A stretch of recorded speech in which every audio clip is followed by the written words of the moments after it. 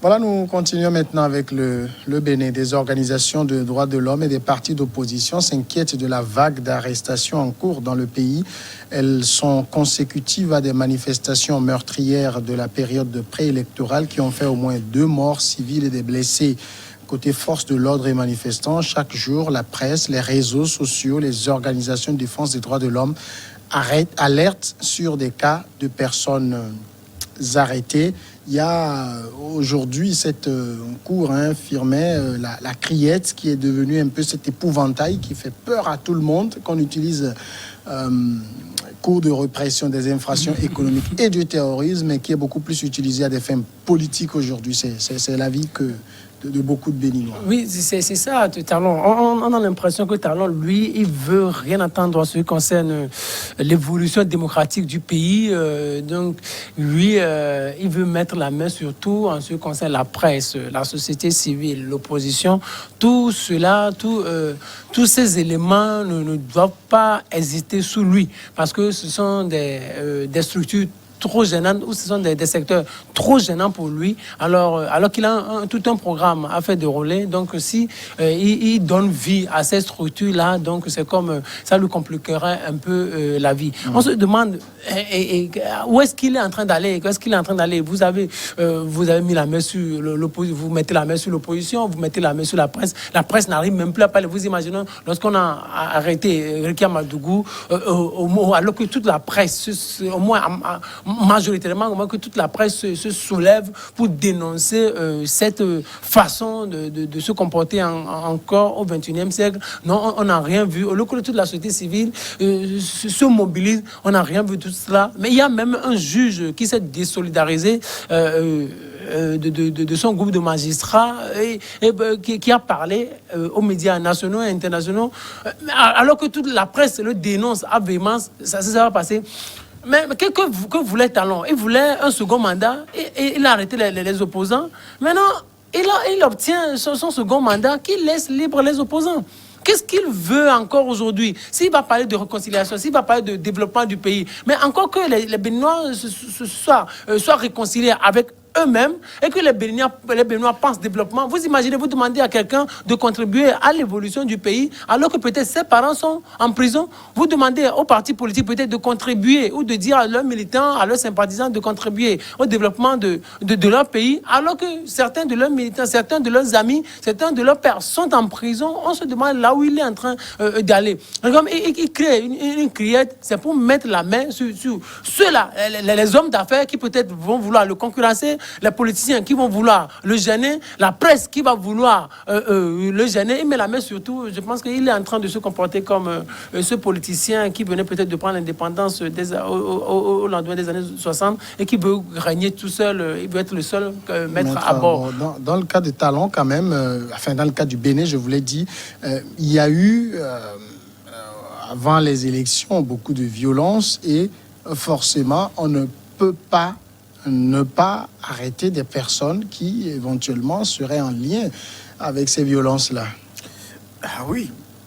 Vous savez, Talon, c'est un espoir perdu pour tous ceux qui pensaient à la renaissance, sinon à l'évolution démocratique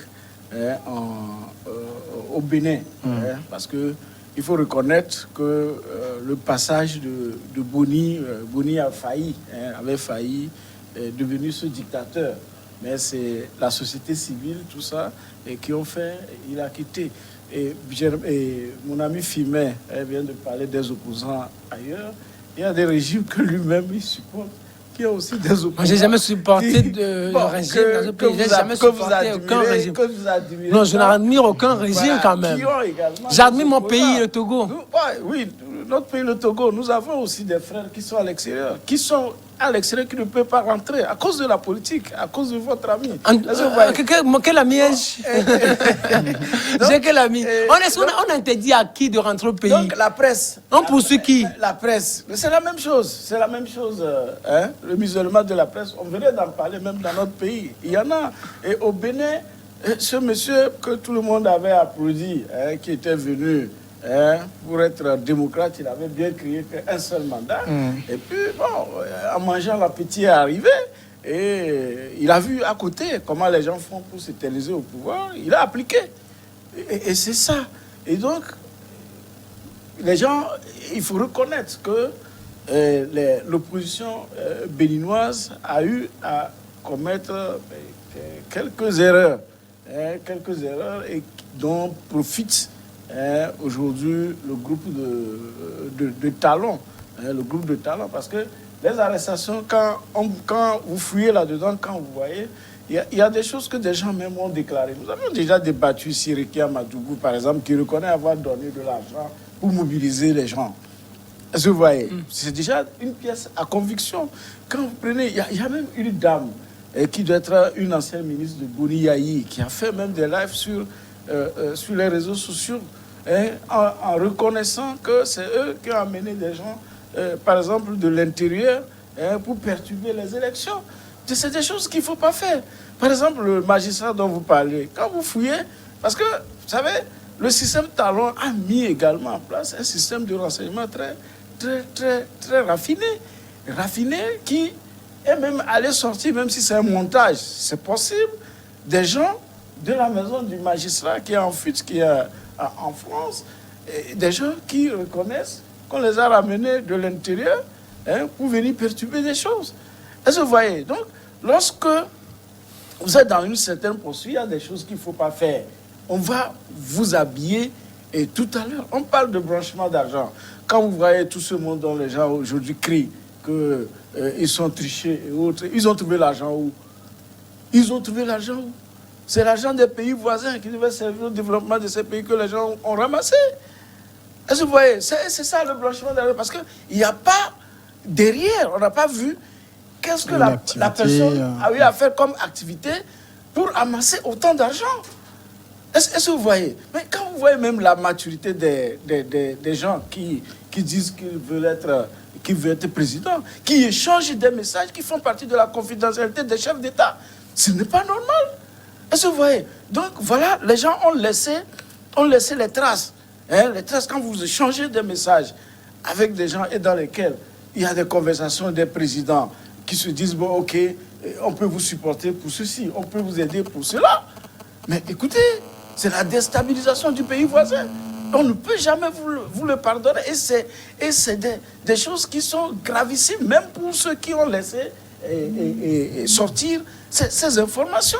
Donc, vous voulez faire la politique et puis vous ne mettez pas la discipline qu'il faut avant d'aller affronter ce monsieur dont nous-mêmes, nous tous, à l'extérieur, on voyait qu'il avait mis tous les moyens depuis 3 ans pour mettre tous ses opposants hors d'état de nuire.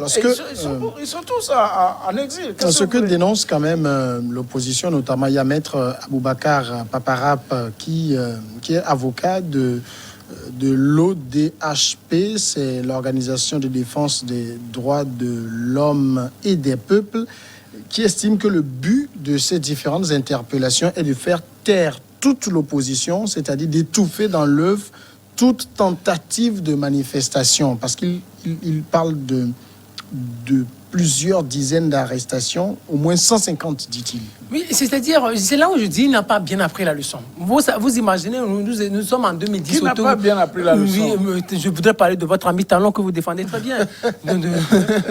Moi, je n'ai pas d'amis, vous avez un ami quand même. Donc, vous imaginez, donc, nous sommes en 2010 au Togo, on organise les élections, mais il y a un camp qui a dit, moi, je ne reconnais pas la victoire de celui-là que la CENI ou la Cour constitutionnelle a proclamé comme vainqueur. Cette personne-là, ou ce camp-là, a marché pendant 4 ans. Il n'y a rien qui se soit passé. Le Talon devrait apprendre à s'en inspirer pour l'appliquer. Il se comporte comme quelqu'un qui a peur. Talon a peur de tout. Ça fait peur, cette manière d'avoir peur. En réalité, après les élections, si les gens veulent contester les résultats, reconnaissez-leur le droit de contester les résultats. Reconnaissez-leur le droit de revendiquer. Reconnaissez-leur le droit à la parole. Donc reconnaissez-leur le droit à la liberté. Ils sont libres de dire ce qu'ils veulent de vous.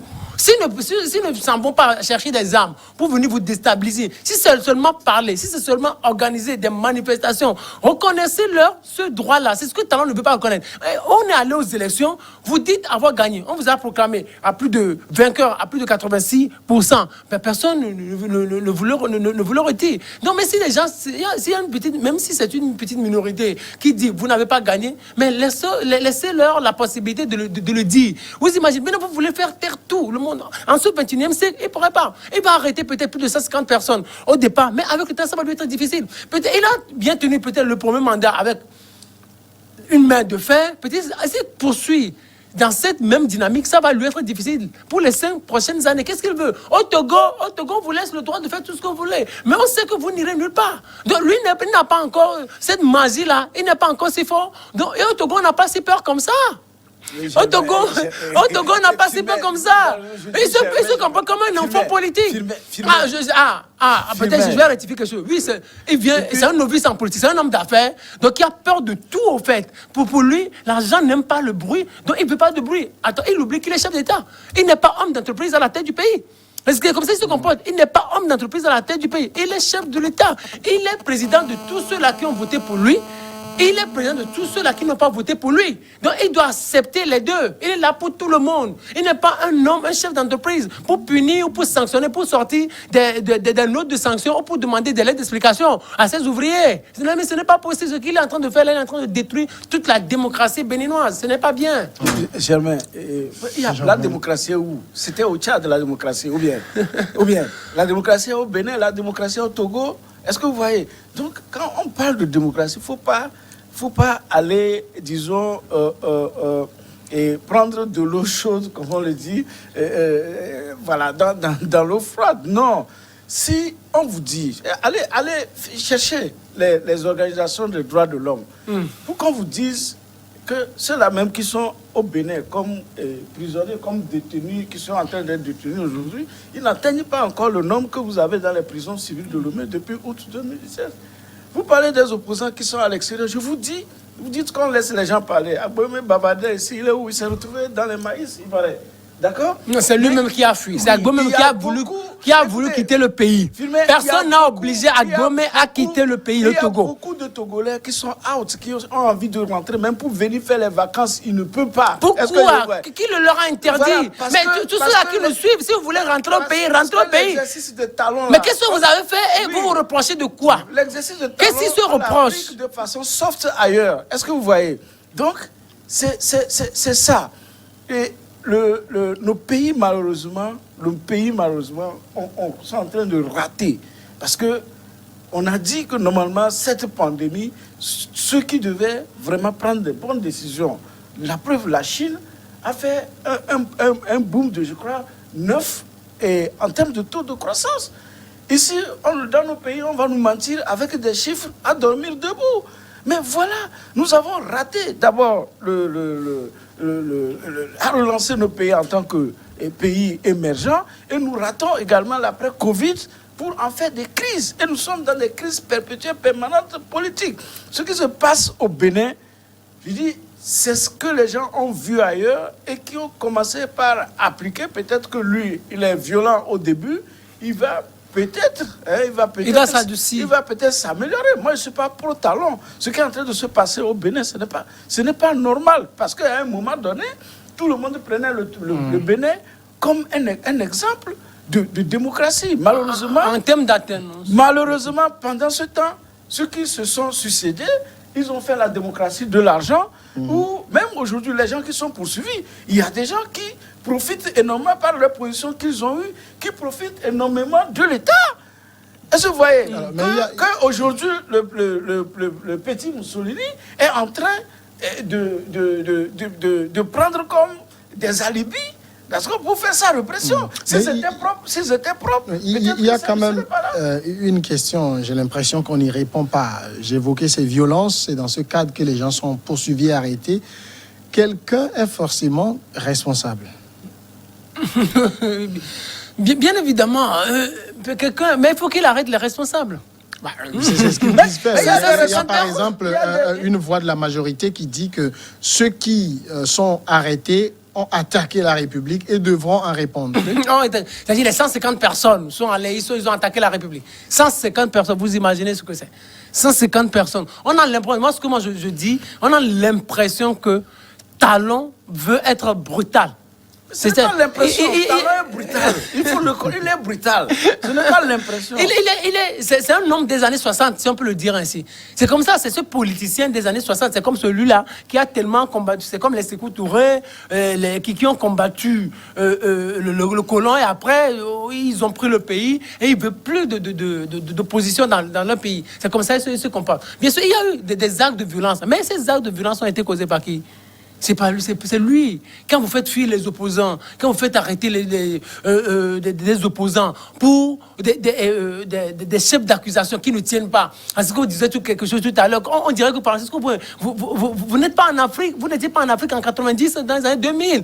Ou, c'est-à-dire, on formate un coup, c'est-à-dire, on conçoit des choses comme ça, on dit que, oui, celui-là vient témoigner, celui-là, dans ces pays, ça se passe. On dit qu'il y a un coup d'État quelque part dans des pays africains. Non, je dis, non, c'est ce que vous disiez tout à l'heure, qu'il y a des gens qui ont témoigné. Qu'est-ce qui vous prouve de la véracité de ce témoignage? Qu'est-ce qui vous prouve que celui-là qui vient dire qui vient dire que oui, on nous a envoyé, on nous a remis de l'argent, on nous a envoyé, nous étions préparés à faire descendre les gens de l'intérieur au sud pour venir faire ceci, pour faire cela. Ce sont des choses qui ont toujours existé. Il est en train de s'adonner aux pratiques qui ont existé dans les années 60, dans les années 70, dans les années 80, 90 et début 2000. Donc c'est un bon élève, mais sauf que lui, il est trop brutal. Il y a des responsabilités, mais lui aussi, une partie de cette responsabilité lui incombe. C'est parce qu'il s'est mal pris au début. Vous imaginez, vous éliminez tous vos opposants. Ensuite, 21e siècle-là, vous allez aux élections qu'avec deux adversaires, mais c'est pas possible. Avec les réseaux sociaux, avec cette volonté de... Est-ce qu'il y a opposition en Côte d'Ivoire? Est-ce qu'il y a opposition chez vous? Il y a opposition en Côte d'Ivoire. Il y a opposition au Tchad? Il y a opposition au Tchad. Mon cher ami. Oui, Francisco, on a beaucoup là. Les gens ont galvaudé notre démocratie. On l'a perdu. Et c'est du temps qu'on nous a perdu et que nous allons payer cher. Parce qu'aujourd'hui, c'est le coup d'État déguisé. Parce que moi, quand je vois l'affaire de Déby, je dis, il n'est pas mort sur le champ de bataille. Je refuse de croire à ça. Est-ce que vous voyez? Mais quand vous voyez ce qui est en train de se passer, vous avez vu tout dernièrement le Mali, c'est coup d'État. Vous voyez comment les élections se sont passées au Ghana, à côté, Ghana qu'on appréciait, où les gens se sont battus. Et par après, nous avons régressé, nous sommes en train de régresser énormément. Et ça doit nous faire prendre conscience. Quand est-ce que nous allons reprendre ce processus démocratique pour mettre nos pays définitivement à l'abri de ces mots qui sont des coups d'État? Parce que tu ne sais pas là où tu vas te trouver lorsque les armes vont crépiter. D'accord, c'est ça. Merci un problème. beaucoup. Passons tout de suite à la pause et on passera au dernier sujet.